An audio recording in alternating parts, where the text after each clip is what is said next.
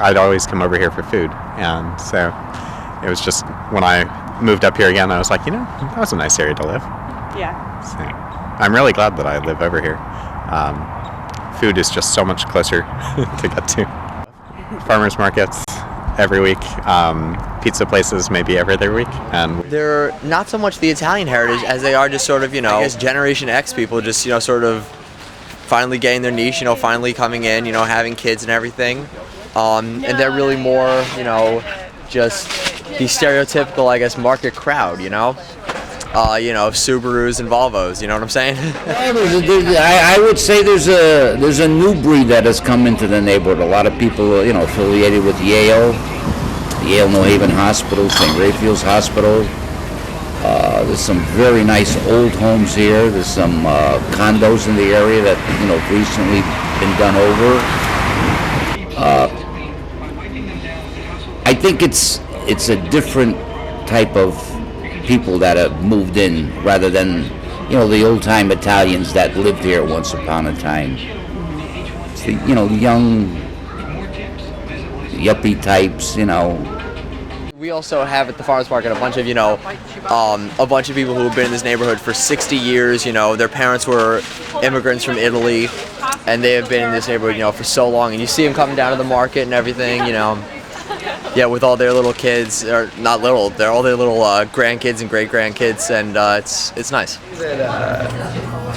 I think that it's it's a neighborhood full of like 100-year-old houses and 100-year-old restaurants, and it changes slightly over time, but I think we're like definitely a different thing the neighborhood hasn't seen yet, but.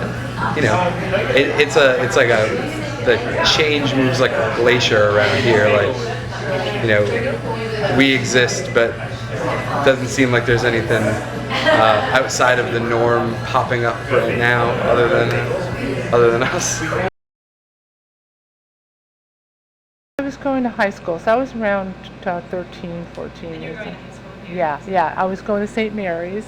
And when I came out of school, would come down to the store and start working. So I've been working since I was 13 years old, But most families did that. It wasn't any, if you worked for your family, you could work at any age. Started watching my dad decorate the cakes and just picked it up. And he didn't go to school, and I didn't go to school. We just picked it up like it must have been part of our genes. I don't know. Well, I worked here part-time as a youth while I was going to school, and I really enjoyed it. And back then, when I first started working here, it was all family. I had my cousins working here, my sisters still work here, and it was all family. And it was, we had a lot of fun. Back in the day, we had a lot of fun working here. Everybody decided to do their own thing, and I would say early to mid-90s, it started to, we didn't have our cousins here so much, but we still have a lot of family members. I have two sisters that work here, and I do have a cousin that takes care of all the bookkeeping. And my mother and my aunt, who are Frank Pepe's daughters, they're still alive. So, they're still the matriarchs. Basically, I think like Anastasia's, even though they're new, it's a family-run business, and Abate's is too, even though they're new to, not the original place, but like somewhere like Tony Lucille, that's all his daughters work there, and even Pepe's, like it was a lot of family. Now they have, because of the different places, they have different people working, but Sally's is all family, so basically it is, it's still so far, And even Ferrucci's, though he's new, it's all family working in there. So I think it's that type of tradition where your family helps you out. It's just I don't know. We were talking about that the other day. I said people don't understand the dynamic of this type of a neighborhood. That this is the way it was. It's not. It's not only indicative to us. I'm sure there's a lot of other ethnic groups that have this, but it's just I don't know what it is that when you're Italian you understand it more. I don't know. Maybe I'm crazy. We're relatives of Sally Zabitz. Sal Consiglio was Frank Pepe's nephew, and there's no animosity between the two restaurants. We all get along, and I'm good friends with Tony and Lucille's across the street. And we're very good friends with Libby's, the Liberato family over there. Very good friends with them. And like I said, things are different now. Back in the 60s, well, we've been here since 1925, but back in the 50s and the 60s, a little before my time, it was a closer knit area. You know, more ethnic Italian. There's still some Italians around, but a lot of them moved away, passed away, moved away. No, but you have a stability where they see the same faces and they don't see strange people here, and they'll see someone from the family and go, oh my God, I'm so happy that you're still here, you know. So we feel a little, vindicated that we've kept it up. Yeah. Everybody, like in New York, it's Little Italy in New York, and they have an affiliation even if they move away, and it's the same thing here. Everybody knows that this is Little Italy, even though there's nothing, there's not that much to it anymore, but it's like something that they remember, and it's something they want to reclaim. Repeat customers, and we have a lot of customers who come back to the neighborhood to see where their parents live. Like I said, a lot of them passed away. You know what I mean? As time goes on, you lose that bond because their children moved away to make better lives for themselves, and because there's no work around there. You know what I mean? There's just the restaurants. And back in the 40s and the 60s, it was all manufacturing. There was manufacturing all around. So there was jobs. Now there's nothing here.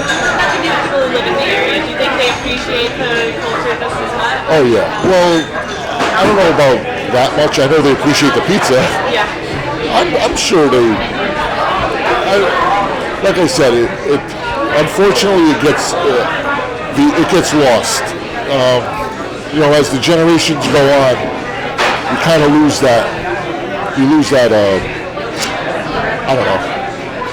You lose the ethnicity, I guess. And then they moved everybody to the suburbs, so now you're getting people coming back into the neighborhood that once originally lived here. So that was a little different. But everybody took care of one another. They knew the families, and it was a wonderful, hi, how are you, that type of thing, which you don't have nowadays. There's very few neighborhoods.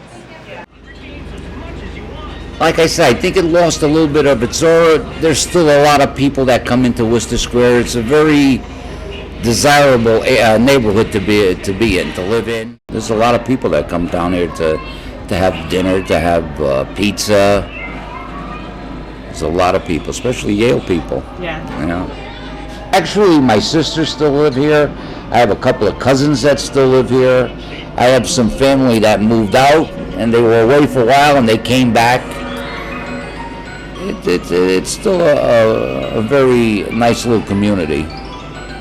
For the most part, we have very nice people that come in, and regular customers that keep coming back, especially at the holidays.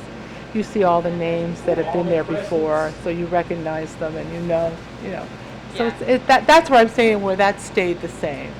Even though people moved away, they still will come back for the holiday. They know they need certain things. Oh yeah, there's still people that come back to the neighborhood that were born and raised here, and they still come back to the neighborhood. There's 3, 4, 5 different social clubs. Of course, a lot of their members are getting on in age, but they come down. Some people come down every day. Others when there's a feast. But it still draws fond memories for a lot of those old timers. Mansions, your brownstones, and there's just an ambiance about the square that you sense. It's just a magical place.